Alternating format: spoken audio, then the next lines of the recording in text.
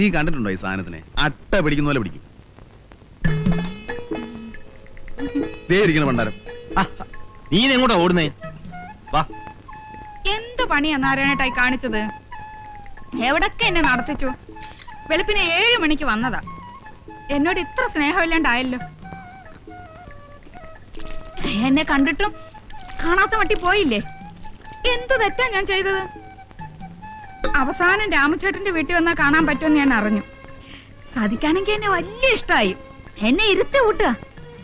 പാന്റാ നല്ലത്, പാന്റാ നല്ലത്. നിറം ഇത്തിരി കുറഞ്ഞല്ല, വെയിലും ഉണ്ടിട്ടാ. അകത്തേക്ക് പൊക്കോ രാമചേട്ടാ, ഞങ്ങള് ഭാര്യയും ഭർത്താവ് ഇത്തിരി സംസാരിക്കട്ടെ. നിങ്ങൾ എന്ത് ഭൂകൃതരാ കാണിക്കുന്നേ? അവരെ കയ്യെന്നോട്. അത് കൊള്ളാം. എന്റെ കെട്ടിയോന്റെ കയ്യെ പിടിക്കുന്നതിന് നിങ്ങളുടെ അനുവാദം വേണോ? ആ കെട്ടിയോനോ? കണ്ടവരെ പിടിച്ച് വയറ്റിലുണ്ടാക്കിട്ട് അവന്റെ തോളെ വെച്ച് കെട്ടിയാലുണ്ടല്ലേ ഇടിച്ചിന്റെ പണ്ട ഞാൻ കിടക്കും. വേണ്ട ഏട്ടാ, അവരോട് പറഞ്ഞു മനസ്സിലാക്കി. എവിടെയൊന്നും പറഞ്ഞാൽ മനസ്സിലാവത്തില്ല. എനിക്ക് വയറ്റിലില്ല രാമചേട്ടാ, ഞാനത് നുണ പറഞ്ഞതാ. എടി നീ പിന്നെ അവന്റെ കരുതേ തോന്നുന്നതിനാ? അതെനിക്ക് ഈ ചേട്ടനെ കണ്ടപ്പോ വലിയ ഇഷ്ടായി. ആഹാ, എങ്കിലേ ചേട്ടന് നിന്നെ തീരെ ഇഷ്ടമല്ല. അതെനിക്കറിയാം. എല്ലാം അറിഞ്ഞിട്ടും എന്തിനാ ഓമന എന്നെ ഇങ്ങനെ ഇട്ട് നാറ്റിക്കുന്നത്? ചെയ്യാൻ പാടില്ലാത്ത ഞാൻ ചെയ്തത്. ഇതുപോലെ പലതും ചെയ്തിട്ടുണ്ട്, കാശിന് വേണ്ടിയാ. ഇപ്പൊ അതൊക്കെ ഞാൻ നിർത്തി. എന്നെ ഒന്ന് ഒഴിവാക്കി തരാൻ എത്ര കാശാ ഞാൻ തരേണ്ടത്? ഒന്നും തരണ്ട, ഞാൻ ഒഴിഞ്ഞോളാം. കാശിന് വേണ്ടി തന്നെയാ ഞാനും ഗർഭമുണ്ടെന്നൊക്കെ പറഞ്ഞത്. ഇനി എന്റെ ശല്യം ഉണ്ടാവില്ല.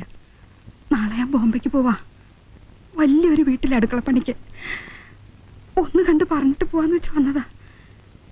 പറയാൻ എനിക്ക് വേറെ ആരുമില്ല. മൂപ്പരോട് മാത്രമായിട്ട് ഞാനൊന്ന് സംസാരിച്ചോട്ടെ.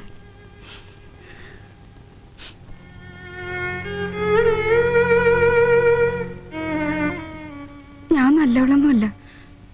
നിന്ന വീടുകളിലൊക്കെ പലരും എന്നെ ചീത്തയാക്കിയിട്ടുണ്ട്. എന്നാലും മനസ്സിൽ വലിയ ആശയായിരുന്നു ഒരാണിന്റെ കൂടെ കെട്ടിയുള്ളായിട്ട് ജീവിക്കണമെന്ന്. സമയത്ത് കെട്ടിച്ചേരാനും കെട്ടാനും ആരും ഉണ്ടായിരുന്നില്ല. 12 വയസ്സിൽ തുടങ്ങിയതാ കണ്ടവന്റെ പാത്രം കഴുകല്. അച്ഛനും അമ്മയ്ക്കും ശമ്പളം മാത്രം മതിയായിരുന്നു. അതുപോട്ടെ, മരിച്ചവരെ എന്തിനാ കുറ്റം പറയണേ? ഏതായാലും ഇനി എന്നെ പേടിക്കണ്ട, ഞാൻ തിരിച്ചു വരില്ല. കാശിന് വേണ്ടി ചെയ്തതാണെങ്കിലും മരിക്കണവരെ ഈ താലി ഞാൻ ഇട്ടോട്ടെ. ഇഷ്ടമല്ലെങ്കിൽ വേണ്ട, ഞാൻ അടിച്ചു.